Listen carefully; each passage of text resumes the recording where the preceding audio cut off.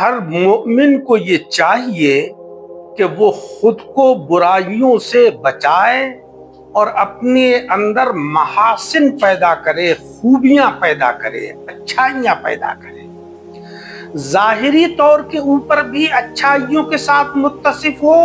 اور باطنی طور کے اوپر بھی وہ خوبیاں پیدا کرے۔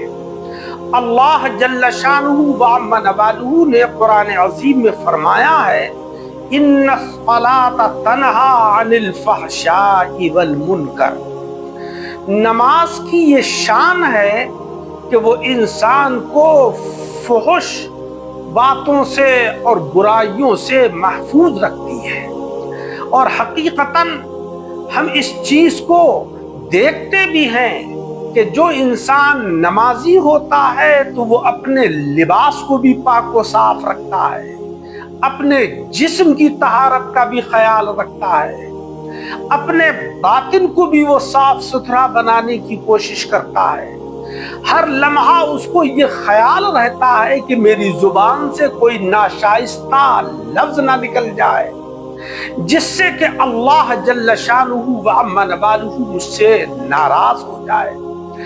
وہ اپنی زبان سے بھی اچھے الفاظ نکالتا ہے، اپنے اعضاء سے بھی اچھے کام کرتا ہے، کیونکہ ہر وقت اس کے ذہن میں یہ چیز بیٹھی ہوتی ہے کہ بھائی میں نماز پڑھتا ہوں تو میرا ہر عمل جو ہے وہ اچھا ہونا چاہیے۔ اسی لیے اللہ تبارک و تعالیٰ نے فرمایا کہ تم نماز کو پڑھو، نماز تم کو برائیوں سے روکتی ہے، فواحش سے تم کو باز رکھتی ہے۔ انسان جب نماز پڑھتا ہے اور جتنی دیر وہ نماز میں مشغول رہتا ہے تو فرشتے اس کے اوپر انوار و برکات اتارتے رہتے ہیں۔ وہ ولداللین کہتا ہے تو اس کی ولداللین کے بعد آمین میں فرشتے بھی شامل ہوتے ہیں، اور جس آمین میں فرشتے بھی شامل ہو جائیں تو وہ دعا اللہ تبارک و تعالیٰ کی بارگاہ میں قبول ہوتی ہے۔ وہ گھر کے جس کے اندر ایک شخص بھی ایسا ہو کہ جس کے اوپر نماز فرض ہو اور وہ نماز نہ پڑھتا ہو تو اس کی نحوست کا اثر ان لوگوں کے اوپر بھی پڑتا ہے کہ جو نماز کی پابندی کرتے ہیں۔ اس لیے ہر شخص کو یہ چاہیے کہ وہ اپنے گھر کے سبھی لوگوں کو عبادت و ریاضت کی، بالخصوص نماز پڑھنے کی تاکید کرتا رہے۔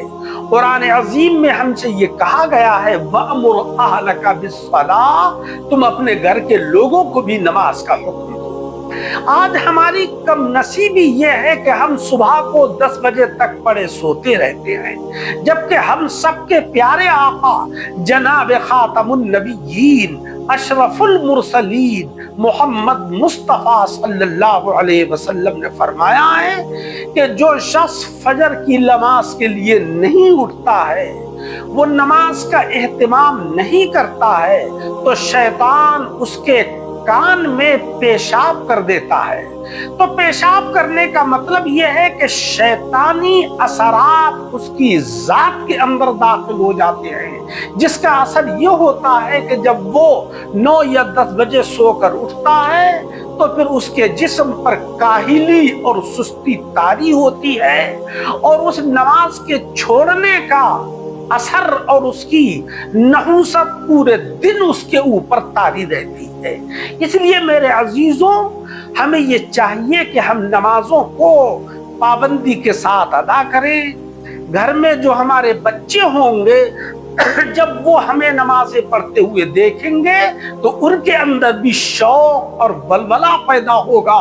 اللہ تبارک و تعالیٰ کی عبادت اور ریاضت کرنے کا۔ اور اسلام ہم سے یہی کہتا ہے کہ تم صرف اپنی دعوت کو زبان تک محدود نہ رکھو، بلکہ عمل کر کے دکھلاؤ، اس کا اثر زیادہ ہوتا ہے۔ جب ہم اپنی ذات کو محاسن کے ساتھ متصف کریں گے، عبادت و ریاضت کریں گے، تو اس کا اثر ہمارے گھر کے اندر کے ماحول پر بھی پڑے گا، ہمارے آس پاس جو پڑوسی لوگ ہیں ان کے اوپر بھی اس کا اثر قائم ہوگا، لیکن ہوگا یہ جبھی کہ جب ہمارے دل کے اندر خشوع و خضوع ہو اور اللہ تبارک و تعالیٰ کو راضی کرنے کا جذبہ ہو، اس کے اندر ریاکاری نام و نمود نہ ہو۔ اللہ تبارک و تعالیٰ سے دعا ہے کہ مولا رب العزت ہم سب کو عمل کی توفیق عطا فرمائے، آمین بجاہ النبی الکریم۔